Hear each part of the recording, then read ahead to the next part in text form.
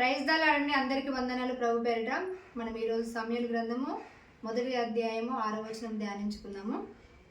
యెహోవా ఆమెకు సంతు లేకుండా చేసి ఉన్న ఏతువును బట్టి ఆమె వైర్యాగు పెనిన ఆమెను విసికించుటకై ఆమెకు కోపం పుట్టించుచూ వచ్చెను. అయితే దేవుడు మరి అన్నకు గర్భఫలము లేకుండా చేసిన కారణమును బట్టి మరియు ఇక్కడ గర్భఫలం అనేది దేవుడు ఇచ్చిన బహుమానము, కుమారులు స్వాస్థ్యము మరి దేవుడిస్తేనే మనకి అది పొందుకోగలుగుతాం. కాబట్టి ఆమె కారణం, ఆమె తప్పు, అన్న తప్పు ఏం లేకపోయినా కూడా పెనిన ఆమెను ఎంతగానో బహుగా ఇసుకిస్తూ ఉంది. ఆమె వైరిగా భావించి తనని బహు వేధిస్తూ ఉన్నప్పుడు మరి అన్న ఏం చేస్తుందంటే ఎంతగానో దుఃఖిస్తూ ఉంటుంది. అండ్ వీళ్ళ యొక్క భర్త పేరు ఎల్కానా. అతను మరి సంవత్సరము మందిరానికి తీసుకెళ్ళినప్పుడు కుటుంబంతో అక్కడ ఏలి అనే దైవజనులు ఉండడం జరుగుతుంది.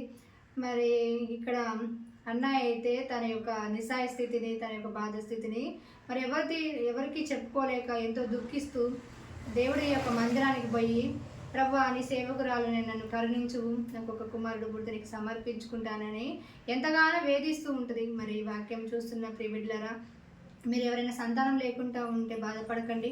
అన్న ఏ విధంగానైతే మరి తన ఎవరికి బాధను ఎవరితో పంచుకోకపోకుండా మందిరానికి వెళ్ళి దేవుని సన్నిధిలో ఉన్న తన యొక్క హృదయాన్ని కుమ్మరించినప్పుడు దేవుడు ఆమెకు సంతానం ఇవ్వడం జరుగుతుంది.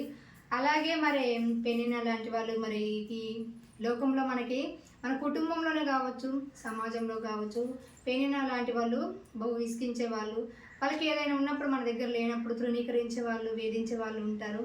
అలాంటి విషయంలో మనము ధైర్యంగా ఉండాలి, బాధపడకుండా దేవుని అందే ఆధారపడుతూ ఉండాలి. మరి దేవుడి బిడ్డలు ఎవరైనా పెనిన లాంటి మనస్తత్వంతో ఉన్నప్పుడు ఆమెకున్న స్థితిని బట్టి తన యొక్క సోదరితో సమానమైన ఆమెని తృణీకరించడం జరిగింది. కానీ తనకి కూడా దేవుడు ఒక కాలమందు, నిర్ణయ కాలమందు తన గర్భాన్ని తెరవడం, ఒక చక్కని కుమారుని ఇవ్వడము, తన రాజులను అభిషేకించే ప్రవక్తగా దేవుడు ఆ వ్యక్తిని లేవనెత్తాడు. మరి ఎల్కానా యొక్క పిల్లల గురించి ఏమీ రాయబడలేదు. ఈరోజు మరి మన స్థితి బాగుందని, మనం మంచి స్థితిలో ఉన్నామని ఇతరులను తృణీకరించే వాళ్ళగా ఉండవద్దు.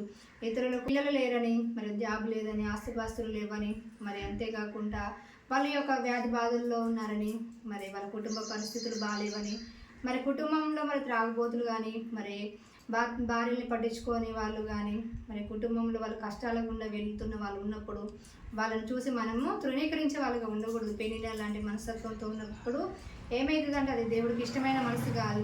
ఇక్కడ అన్న మాత్రమే గణపరచబడింది దేవుడి దృష్టిలో. అన్నకు మాత్రమే మరి బైబిల్ గ్రంథంలో ప్రత్యేకమైన స్థానం ఇవ్వడం జరిగింది.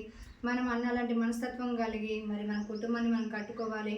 అంతేకాకుండా దేవుడిని మీద ఆధారపడి దేవుడి మీద మనం ప్రార్థన చేసినప్పుడు దేవుడు మన ప్రార్థనలు విని మన కార్యాలు సఫలం చేస్తాడు. మరి ఈ రోజుల్లో ఈ వాక్యం చూసిన దేవుడి బిడ్డ ఎవరైనా గర్భఫలం లేకపోయినా కూడా, మరి ఉద్యోగం లేకపోయినా, నీ కుటుంబ పరిస్థితులు బాగాలేకపోయినా కూడా అవేమీ ఎంత మాత్రము చింతించకుండా మరి నువ్వు దేవుని మీద ఆధారపడి ప్రార్థించి, అన్నలాగా పట్టుదలతో ప్రార్థించి మరి తను ఎంత కష్టమైన కార్యంనైనా తను దేవుని యుద్ధం నుంచి పొందుకుంది. అలాగే నువ్వు కూడా అలాగే పొందుకోవాలి.